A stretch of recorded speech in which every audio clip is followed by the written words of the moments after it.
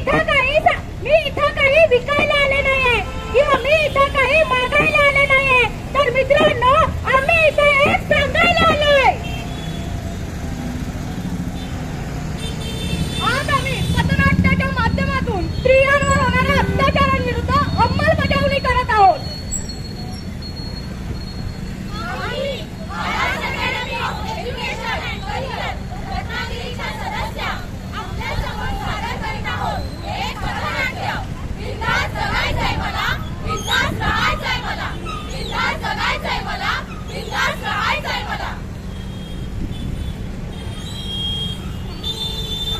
स्वागत आहे तुम्हा सर्वांचं.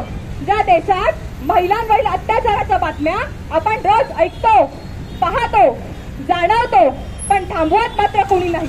अहो थांबवणं तर सोडा, तोंडातून एक शब्द पण काढत नाही का? याला जबाबदार कोण? स्वागत आहे तुम्हा सर्वांचं. त्या देशामध्ये स्त्रियांवरती अन्याय व अत्याचार होतात. स्वागत आहे तुम्हा सर्वांचं. ज्या देशात प्रत्येक कुटुंबात एक व्यक्ती अशी असते जी स्त्रियांना सांगते तू तुझं स्वप्न कॉम्प्रोमाइज कर.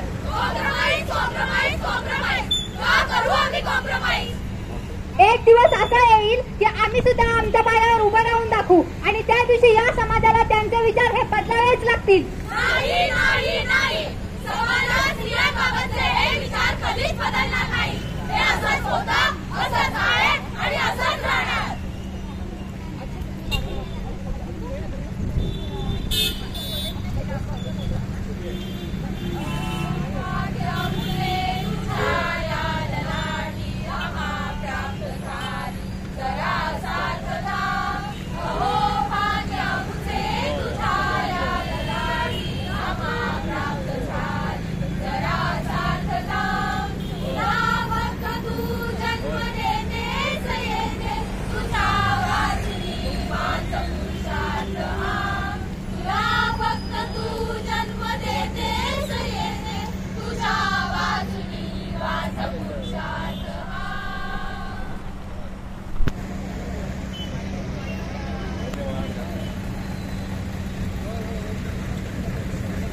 अभिनंदन भावा, मुलगी झाली म्हणे.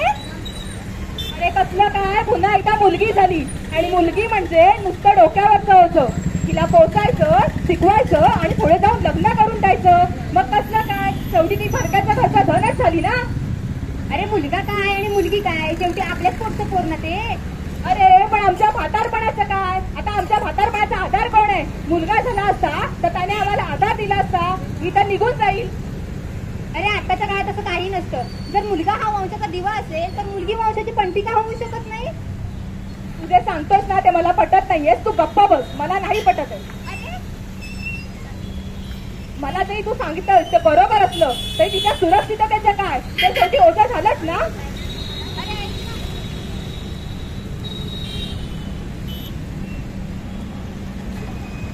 बघितलं, आजही समाजांमध्ये मुलगा झाला हा अट्टास अजून संपलेला नाही. पूर्वी मुलगी म्हणजे परक्याचं घर, तिला वाढवायचं, पोसायचं आणि मग ती परक्याच्या घरी जाणार म्हणून मुलगी नको होती. आणि आजच्या काळात मुलींची सुरक्षा कशी करायची या प्रश्नाने मुलगी नको झाले. माती मी आणि माताही मी, माती मी आणि माताही मी जीविताची चेतना, नसेन वर चढ नाही न्यूनपण, नसेन वर चढ नाही न्यूनपण, पूर्णत्व देत असे जीवना, पूर्णत्व देत असे जीवना. होय, ती पूर्णत्व देत असते जन्माला आल्यापासून शेवटापर्यंत. आई होऊन मुलाला पूर्णत्व, बहीण होऊन भावाला पूर्णत्व, मुलगी होऊन बापाला पूर्णत्व, मैत्रीण होऊन मित्राला, पत्नी होऊन पतीला आणि एक स्त्री होऊन अखंड मानव जातीला पूर्णत्व देण्याचं काम ती करत असते. ती असेल तर त्याचा असलेला अर्थ आहे, ती नसेल तर त्याचं सारं जगणं व्यर्थ आहे. मीच जन्म देणारी, मीच जन्माला पुरणारी आणि जन्मानंतरही मीच ती उरणारी. मी असल्याने तू आहेस तरी तुझे नियम आहेत. मी जे करायचं नाही त्याची यादी तू केलीस, पण आई, बहीण, बायको, मैत्रीण डोळ्यांसमोर का नाही आणलीस? वेगळे काहीच नसते, दिसतं फक्त वेगळे. तरीही आमच्या बाबतीत तुमचे नियम मात्र वेगळे. निसर्गाने ठेवलाय तेवढाच फरक राहू द्या. निसर्गाने ठेवलाय तेवढाच फरक राहू द्या, बाकी सर्व बाबतीत खांद्याला खांदा भिडू द्या. मुलगा मुलगी एक समान, दोघेही वाढवतील देशाची शान. मुलगा मुलगी एक समान, दोघेही वाढवतील देशाची शान. आती है झन करती नहीं, जब गाड़ी बड़ी आती है खिल जाता है परिवार, जब बेटियां मुस्काती चली जाती प्यारी गुड़िया. तुला काहीतरी सांगायचं आहे. सांग ना, काय झालं? आई, मला ना मोठं होऊन डॉक्टर व्हायचं आणि या देशाची सेवा करायची. बाळा, डॉक्टर होण्यासाठी खूप अभ्यास करावा लागतो. करेन ना आई मी अभ्यास, पण मला मोठं होऊन डॉक्टरच व्हायचंय. बाळा, तुझ्या स्वप्नांसाठी आमच्या दोघांचाही पाठिंबा असेल. तुला जेवढं मोठं व्हायचंय तेवढं हो, फक्त त्यासाठी अभ्यास करशील ना? करेन ना आई मी अभ्यास. नक्कीच बाळा, खूप मोठे हो, खूप अभ्यास कर आणि आपल्या परिवाराचं आणि देशाचं नाव उंचावर ने. डोरी से बुन बुन के मैंने, डोरी से बुन बुन के टुकड़ा टुकड़ा सी के सपना एक बनाया.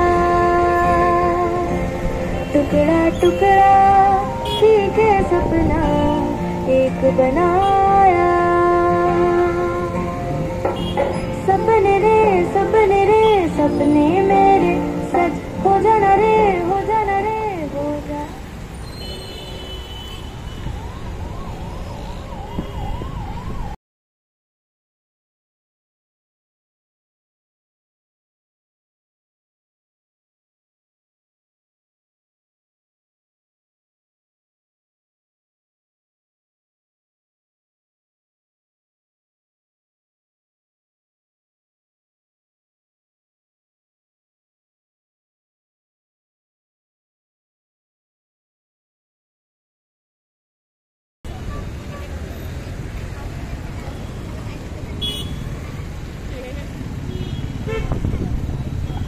आई, आई, काय झालं बाळा? बोल ना. आई, येते का मी? आज माझी 36 तासांची ड्युटी आहे. 36 तास? आई, कशाला घाबरते? तुला माहितीये ना, मोठं होऊन मला डॉक्टर व्हायचं होतं आणि या देशाची सेवा करायची होती. बाळा, 36 तास म्हणजे मुली घराच्या बाहेर आणि आई बापाला भीतीही वाटणारच ना.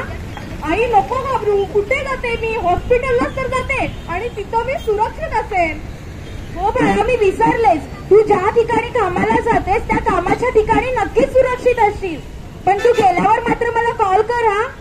हो आई, करते मी, तू निश्चिंत राहा. पण जोपर्यंत कॉल करत नाही तोपर्यंत मी जेवणार सुद्धा नाही. करते आई मी कॉल. ठीक आहे, सावकाश जा हा. हो, जाते.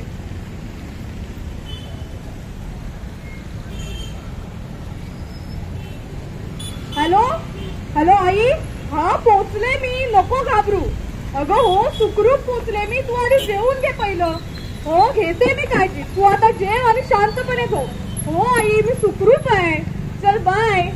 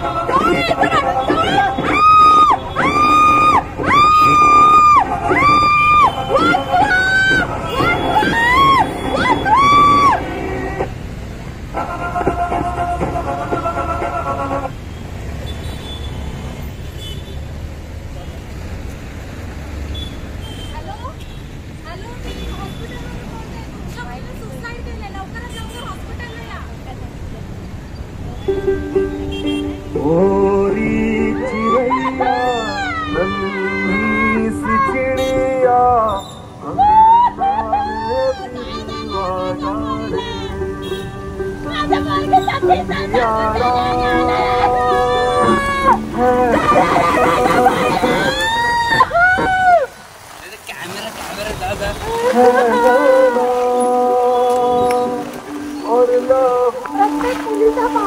काहीसाठी हिरो असतो.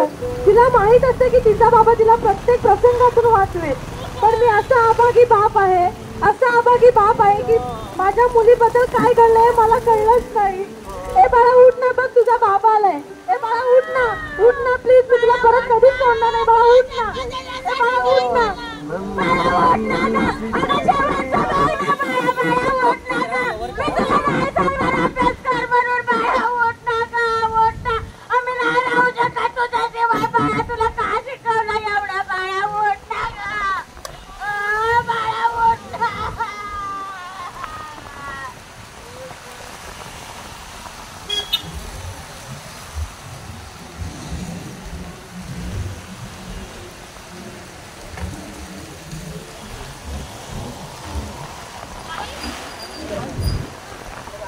आई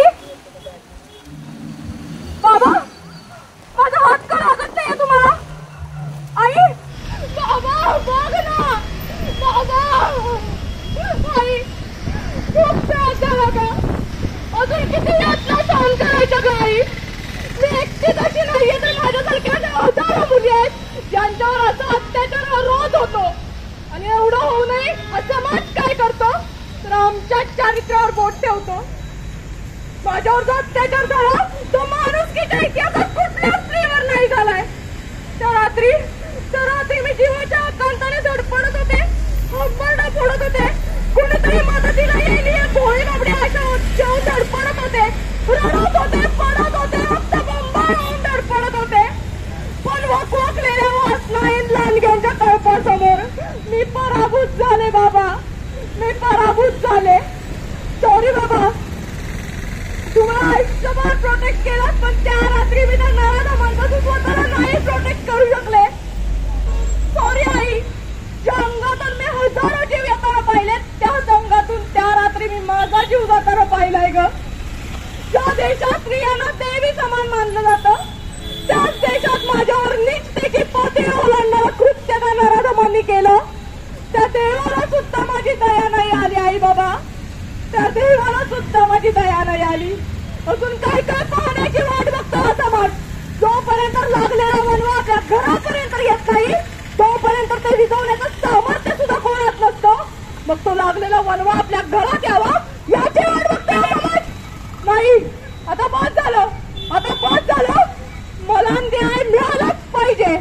माझ्यातल्या त्या स्त्रीला, माझ्या त्या अर्थकिंकांना न्याय मिळालाच पाहिजे. आई बाबा, मला न्याय मिळालाच पाहिजे, मला न्याय मिळालाच पाहिजे.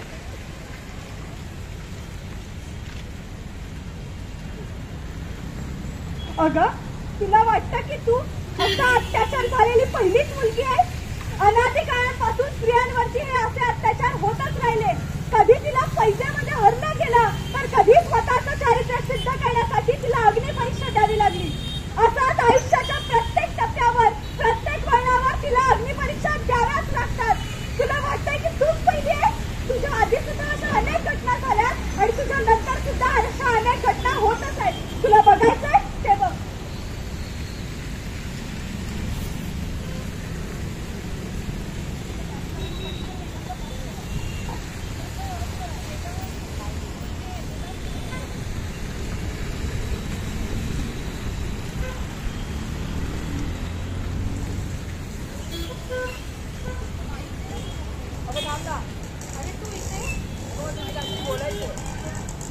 अरे पण मला कॉलेजला जायला उशीर होतोय. एकदम थोडस आहे. अरे पण खरंच मला उशीर होतोय. खरंच चल बोल. अरे काय करतेस हे? तू माझ्या दादाच्या वयाचा आहेस. मला तू आवडत नाहीस आणि यापुढे माझ्यासमोर यायचं नाहीस. मला नाही बोलली, माझ्या कानाखाली मारली.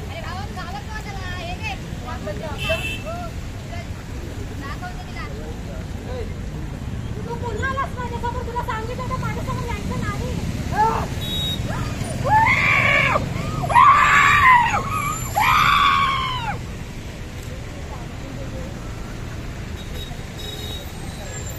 बघितलं, एकतर्फी प्रेम. माझं तुझ्यावर प्रेम आहे किंवा तू मला माझ्या आयुष्यात हवी आहेस एवढी भावना ठीक आहे, पण तू माझी झाली नाहीस तर मी कुणाची पाहू देणार नाही. ही जी प्रकृती आहे ना ती दृष्ट आहे.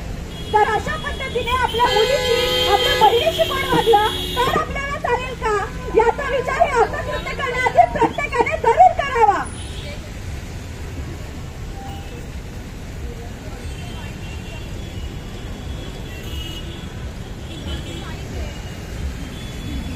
तू आली अरे तुम्हाला इथे का बोलवलंस? मी सांगितलं ना तुला मला तर तुझं लग्न नाही करायचं आहे. मग नेहमीच लग्न पण करायचं. मला नाही करायचं आहे ना, माझ्या घरचे नाही तयार आहेत. अगं आपण एकटं जाऊ घरी ते ऐकलं अगं तू नाही, मी माझ्या आई बाबांच्या पुढे जाऊच शकत नाही. तू माझी Please माझा हात धर. Please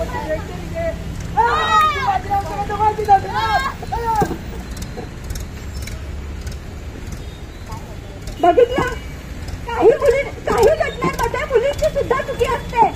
ज्या आई बापांनी आपल्याला तळहाताच्या फोडाप्रमाणे जपलं त्यांना विसरून आपण 4 महिन्यांच्या प्रेमासाठी स्वतःला त्याच्यात वाहून देतो आणि हा असा जीव गमावून बसतो.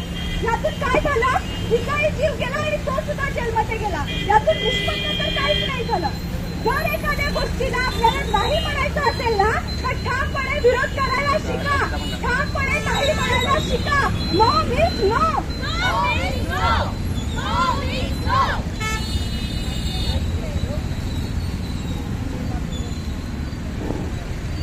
मालक आली आहे, आपलं काम करून घ्या. मालक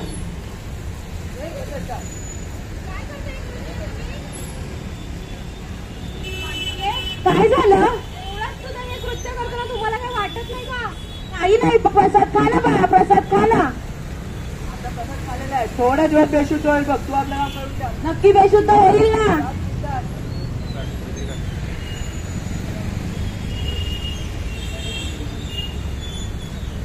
झाली झाली झाली. मालक, मालक, दाबा, दाबा, दाबा, दाबा. गेली ना?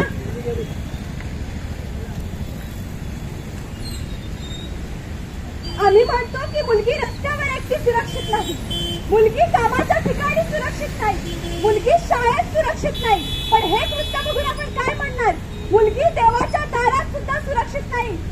ज्या लोकांना देवाची पूजा करण्याचं पवित्र काम दिलं होतं अशा नराधमांनी हे कृत्य केलं. मग आपण देवाकडे तरी न्याय कसा मागायचा?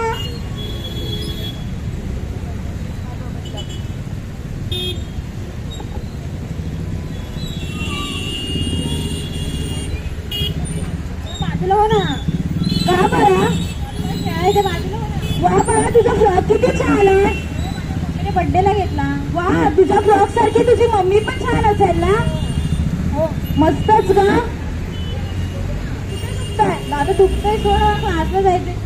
चल, मी तुला ना रूम मध्ये नेतो, बाम लावतो आणि नंतर तू क्लासला जा. हा, चल ग. अगं झोपवतो तुला मस्तपैकी, बाम लावतो. चल ग, चल ग.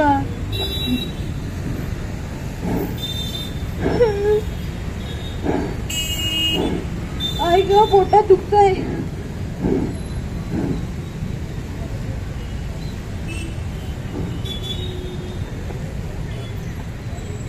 आम्ही म्हणतो की प्रत्येक घटनेमध्ये मुलीची काहीतरी चूक असेल. मुलीनेच कपडे छोटे घातले असतील, मुलगी रात्री उशिरापर्यंत घराच्या बाहेर असेल. पण ज्या वेळेला 3 वर्षाच्या लहान मुलींवरती असे अत्याचार केले जातात तेव्हा काय? ज्या मुलीला आपण मुलगा आहोत मुलगी यातला फरक कळत नाही, लैंगिकता म्हणजे काय याचा अर्थही कळत नाही, अशा मुलीवर जेव्हा अत्याचार होतात तेव्हा आम्ही काय बोलणार? न उमलणारी कळी, न उमललेली कळी कुठल्यात कसला आलाय पुरुषार्थ?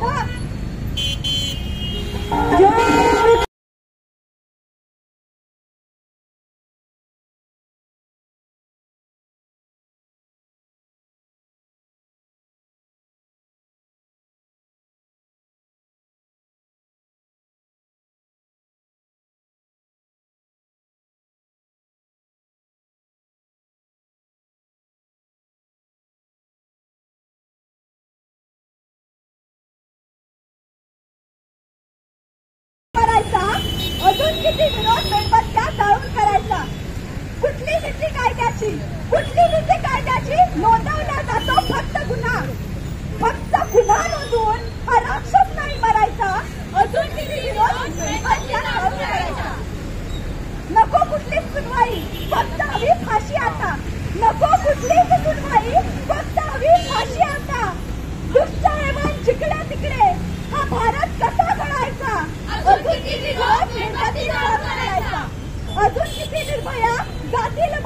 देशामध्ये, अजून किती निर्भया जातील बाई देशामध्ये. फक्त वाहून अश्रू आता हा प्रश्न नाही सुटायचा. अजून किती दिवस प्रेमाची चाल करायचा. नको आता श्रद्धांजली, नको आता श्रद्धांजली 10 नवे राक्षसांचे. नको आता श्रद्धांजली 10 नवे राक्षसांचे. फक्त वाहून अश्रू आता हा देश नाही करायचा. अजून किती विरोध प्रेमाची चाल करायचा. आम्ही भारताला भारत माता म्हणून संबोधतो. आम्ही भारताला भारत माता म्हणून संबोधतो.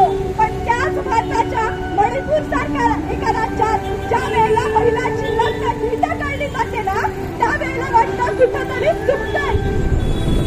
एक आई बाळाला 9 महिने अंतरात यातना कष्ट करून जन्म देते आणि तेच बाळ मोठं झाल्यावर ज्या वेळेला आई बहिणींवरती शिव्या देऊ लागते ना, ते बघितलं की वाटतं खरंच कुठेतरी चुकतंय.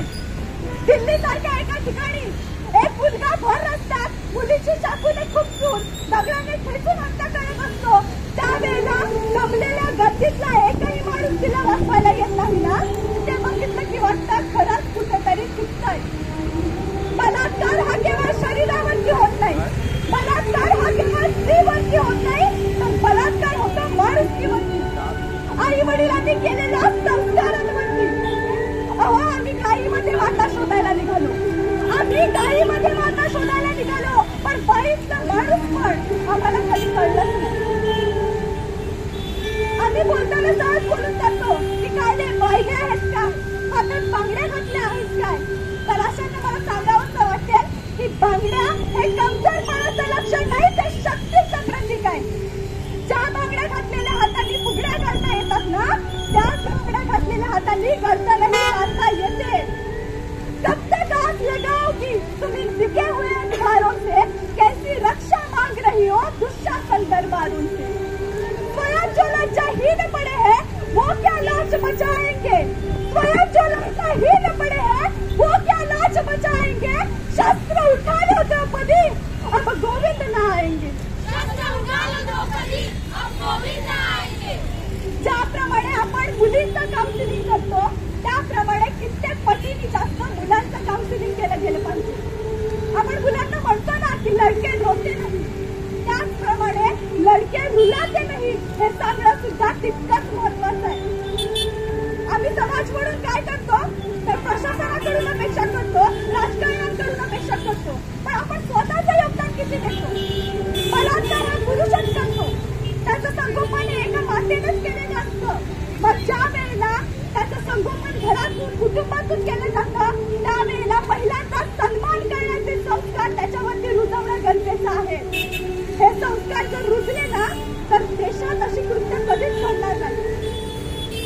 या बाबतीमध्ये कोणतंही राजकारण न करता सगळ्यांनी एकत्र येणं गरजेचं आहे. मी ह्या जातीचा आहे, मी या धर्माचा आहे, मी हा व्यवसाय करतो म्हणून मी जाणार, अशी भावना या अशा गोष्टींमध्ये आणून चालणार नाही. ज्या वेळेला जात, धर्म, पंथ, कुटुंब, समाज आणि सगळे राजकीय पक्ष येऊन या विषयावरती आवाज उठवतील, त्यावेळेला खऱ्या अर्थाने भारत घडेल आणि बलात्कार करणारी विकृती पुन्हा समाजात जन्म घेणार नाही.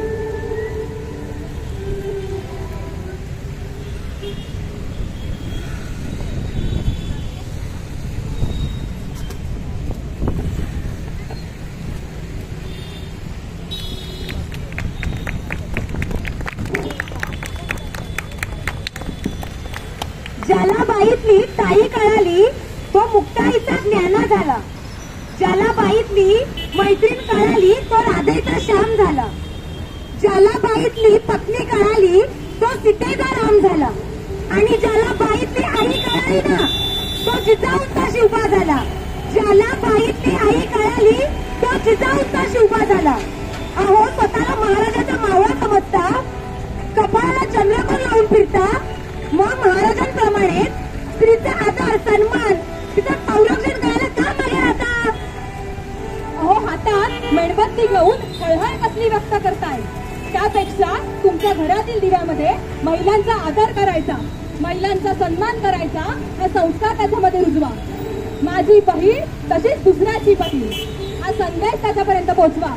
मग बघा हा संदेश ज्यावेळेला त्याच्यापर्यंत पोहोचेल, हा संस्कार ज्यावेळेला त्याच्यापर्यंत पोहोचेल, मग प्रत्येक मुलीला बिनधास्त जगायचंय मला, बिनधास्त राहायचंय मला, बिनधास्त जगायचंय मला, बिनधास्त राहायचंय मला, हे म्हणण्याची वेळ कदापि येणार नाही. पण समाजातील या दुष्प्रवृत्तीच्या अशा नराधमांमुळे सध्या ही वेळ तिच्यावर आलेली आहे. हो, समाजातील या दुष्प्रवृत्तीच्या अशा नराधमांमुळे सध्या ही वेळ तिच्यावर आलेली आहे. आधी ती चितेवर जळत होती आणि आता ती घरात जळते. हा अन्याय कुठपर्यंत आणि कधीपर्यंत सहन करणार आहोत आपण? हा अन्याय कुठेतरी थांबला पाहिजे. हा अन्याय जर थांबवायचा असेल तर आजच्या स्त्रीला, आजच्या महिलेला तिचे अधिकार आणि तिचे कायदे माहीत असणे गरजेचे आहे. भारतीय राज्यघटनेने आपल्या महिलांसाठी काही अधिकार दिले आहेत, जसं की कलम 14, कायद्यापुढे स्त्री आणि पुरुष हे दोघेही समान आहेत. कलम 15, धर्म, वंश, जात, लिंग, जन्मस्थान या कोणत्याही कारणावरून पुरुषांप्रमाणे स्त्रियांनाही सार्वजनिक ठिकाणी जाण्यास बंदी केली जाणार नाही. कलम 39 खंड टी, समान कामासाठी स्त्री आणि पुरुष या दोघांनाही समान वेतन दिले जाईल.